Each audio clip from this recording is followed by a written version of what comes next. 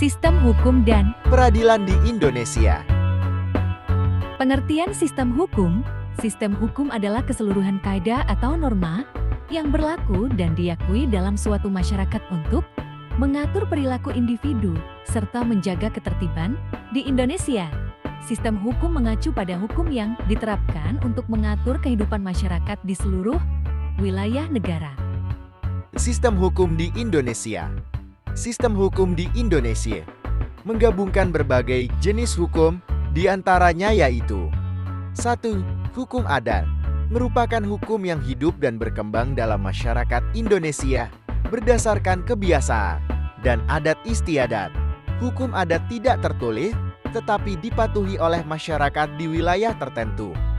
2. Hukum agama. Hukum yang bersumber dari ajaran agama, terutama dalam bidang perkawinan, waris, dan perdata bagi umat beragama tertentu, misalnya hukum Islam yang diterapkan dalam pengadilan agama. 3. Hukum nasional. Hukum yang diatur oleh undang-undang dan peraturan pemerintah yang berlaku untuk seluruh warga negara Indonesia. Hukum nasional bersifat formal dan tertulis seperti Kitab Undang-Undang Hukum Pidana, Kitab Undang-Undang Hukum Perdata, dan undang-undang lainnya. Struktur peradilan di Indonesia. Sistem peradilan di Indonesia diatur berdasarkan Undang-Undang Dasar ke-1945 dan undang-undang terkait. Struktur peradilan terdiri dari beberapa jenis pengadilan. A. Pengadilan umum. Pengadilan umum menangani perkara pidana dan perdata.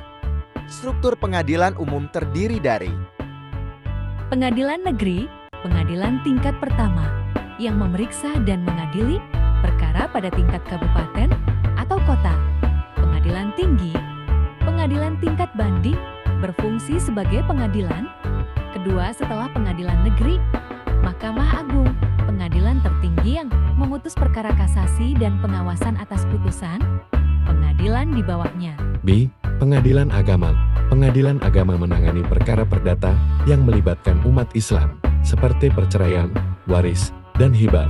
Struktur pengadilan agama terdiri dari Pengadilan agama, pengadilan tingkat pertama yang menangani sengketa umat Islam, pengadilan tinggi agama, pengadilan tingkat banding bagi perkara yang telah diputuskan oleh pengadilan agama.